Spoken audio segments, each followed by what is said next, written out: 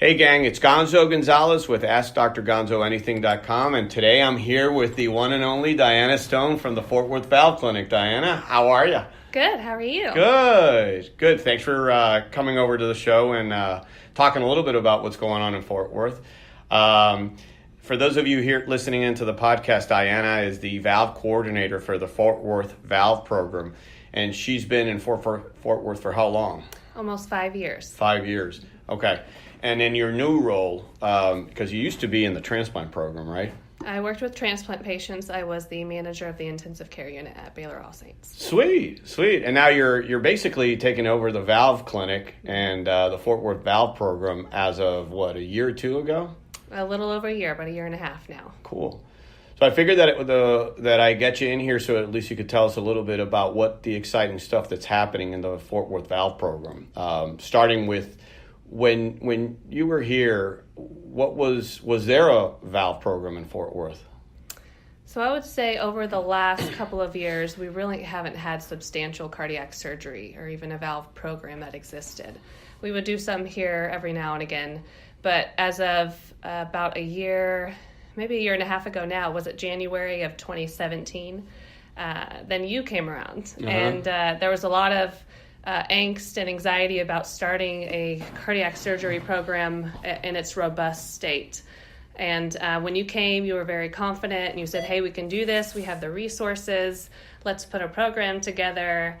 You got some people together. We have an echosonographer who's very talented, Buddy Owens. And then who, by the way, was on the show. She was one of the first ones to do a podcast with us. Yay, good. She's great. And then we have yourself, we have other surgeons, we have interventionalists that are on board. And now we really have a program. We get referrals from all over the community. We've done outreach with our physician liaisons. We see patients in our clinic that we built from, I'd say, ground zero. So we're currently in a temporary space using a valve clinic in our non-invasive department, which we have turned around into a real program to see these patients so that way they're not traveling. It's super cool to see because, like Diana pointed out, when we started about a little over a year ago, it was nothing. I mean, it was a concept. We all wanted to do it. It was you and Sharon and Bunny and basically the three of us just said, okay, we're going to do this. And we started marketing the idea and the concept, and it's sort of taken off. So tell the people that are listening, what's the process that a patient goes through when they come in to see us at the Fort Worth Valve Program, particularly when it relates to the mitral valve program, because you also have a separate one, which I also want you to talk about, which is the TAVR program, which is the transcatheter aortic valve replacement program. But let's talk a little bit about how does the process go. A patient needs to come in to see us in Fort Worth. How do they get a hold of us? So referrals come in multiple different ways. Like, as you know, they'll come in through you. They'll come in through via fax, via phone. We do have a dedicated phone line. What's that so people listening know what it is? It's 817-825-1374. It is answered 24/7. It is an iPhone, so you can text it, you can call it, you can FaceTime us. Whatever we need to get a hold of you, or if you need to get a hold of us, we can provide you that concierge service. So once we get you in the door, we'll get all of your images, we'll get all of your records. You don't have to bring anything with you.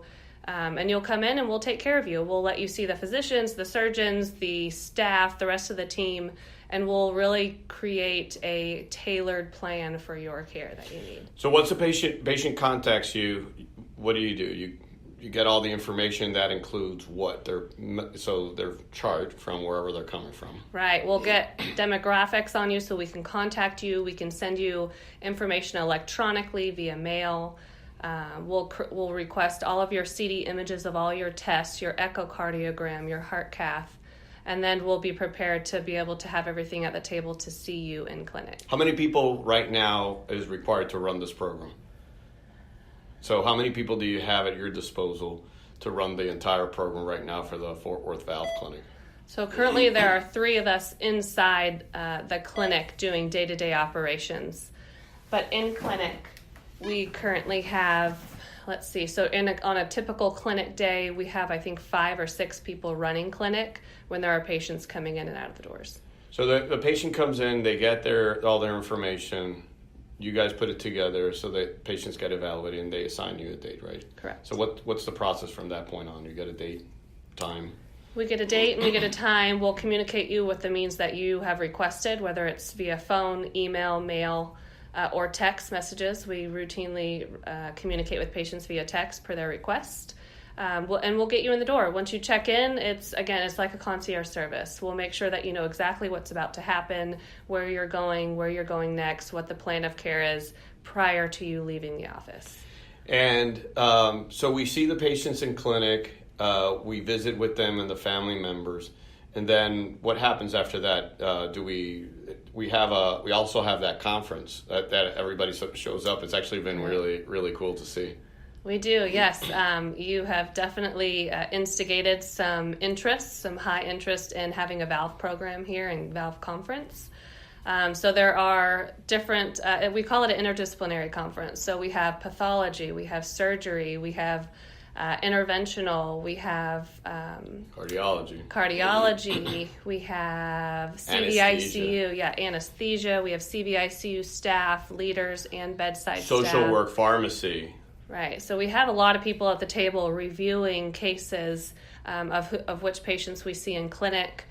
You talk about their story. We really try to tailor, what's right for each patient. So we present these cases to gather and gain any insight from other providers. It's actually kind of cool because we started just bumping into people in the hallway and say, hey, what do you think about this? And then making it a much more formal process that we basically can sit down and everybody gives an opinion as to what we think that the right thing to do for that patient is, and it's actually grown into a really nice multidisciplinary process that I certainly had imagined it when we looked at transplant, but never imagined that we could do it in valve programs. What's been the greatest for you? What's the greatest lesson that you've learned in this whole process? Well, let me start by saying, how much of you has your impression and knowledge about valve disorders changed since you started and now? Because you've actually sat down there with me and other providers, and we talk to the patients and we discuss what are some of the lessons that you can tell the people listening that you've had over the last year and change since we've been in this program. Well, honestly, I think it's really trying to get to know these patients and why they want to seek treatment. They're at different stages in their lives, and there's definitely different stages of treatments and interventions at the time we intervene. And it's all real patient dependent. And it's not so cookie cutter as I used to think, where, oh, you have severe AS, let's take you to surgery. Or if you have severe MR, let's take you to surgery. But if there's certain guidelines that patients may not necessarily need surgical intervention. Right. So it's really catching them at a stage in their disease process, in their life, on really knowing what they want. And it's not just us telling them what we feel that they need. And the cool thing about the valve program that I've personally learned is that not everybody that comes in through the doors will require anything different from what they're doing. Some people just come in for the consult and be followed to make sure that their valve disease doesn't progress. I'll say this to all of you listening. Diana is you talk about concierge service. She is always available for the patients. I get more compliments about Diana than I do about myself. I only get the Midas. I'm kidding. But it's actually, she's a great asset.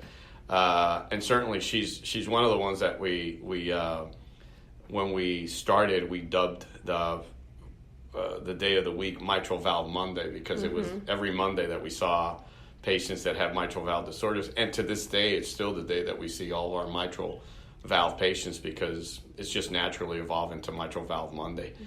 Tell me a little bit about TAVRs. What's going on in the TAVR world?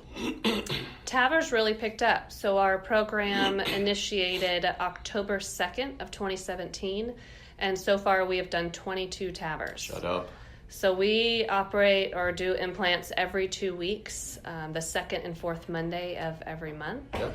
And we will just we enroll patients on a day-to-day basis. I think we have probably 12 to 15 patients that are actively being worked up at this very moment, who will be presented again to an interdisciplinary committee who all meet at the table every 2 weeks. And we do kind of just like we do at Valve Conference. We review all the cases, review all the images, again, determine at what stage in their life is this appropriate, do they meet requirements, and really kind of get an idea for how they want to be treated and moved through the process. Okay. Tell me a little bit about what's going on in the MitraClip world. That's another exciting thing that's coming down the pipes for our program. It is. It's really, it'll help us really become a comprehensive valve program to be able to offer different therapies. So MitraClip is coming. I anticipate the go live will be end of March of this year after training and in-services go through. We have a lot of current experts in the field that, training and being the expert at the bedside is really not an issue.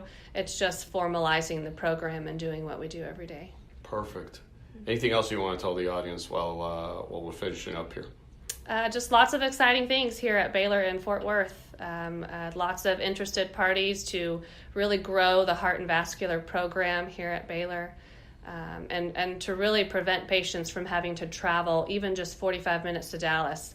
Seems like a small trek, but it really means a lot to the community. So we've done it. We're happy to do this. You're right. I think that the fact that we have the Fort Worth Valve program here in our own town and servicing our own community has been a tremendous change and improvement in the type of care that we've done. And as Diana said, it's multidisciplinary. We take everybody and anybody, and we're really excited to be here and part of Fort Worth. Diana, thanks so much for meeting with me. It was really good, and let's keep up the good work that you're doing with the Fort Worth Valve program. All right, well, we're here. Okay, this is Gonzo Gonzalez signing out with AskDrGonzoAnything.com. Stay tuned. There'll be more podcasts coming in the near future and more exciting guests. Thank you. See you later. Bye. Was I not supposed to mention Baylor, huh?